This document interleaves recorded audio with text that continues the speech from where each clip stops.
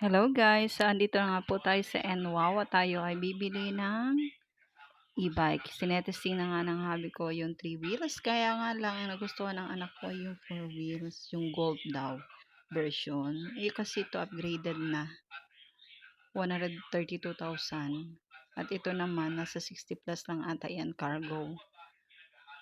Gusto nung anak ko is gold version 1. Ito kasi po ay version 2. Yung version 1 muna. So, ayan na nga. So ito yung version 1 po. 92,000 yan. Hindi po yan. Yan po yung version 1, 92,000. Kaya lang i-assemble pa nila yan. Kulay gray. And then yung ginagawa nilang kulay white. Yan. Version 1 po yan na gold. Yan. Tapos, medyo matagal siyang i-assemble kaya antayin namin siya.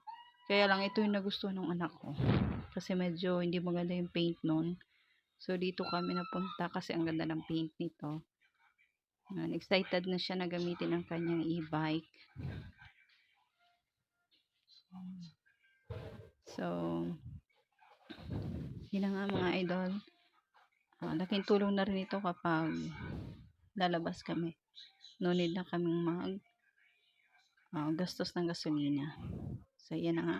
Excited na siya na gamitin ang kanyang e-bike.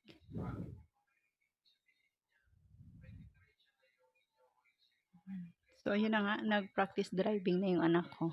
Siya na ang nagdala papunta sa aming bahay at saka naggala-gala na rin kami gamit ang aming si Baby Maroon. Siya si Baby Maroon namin. So mag-update ako sa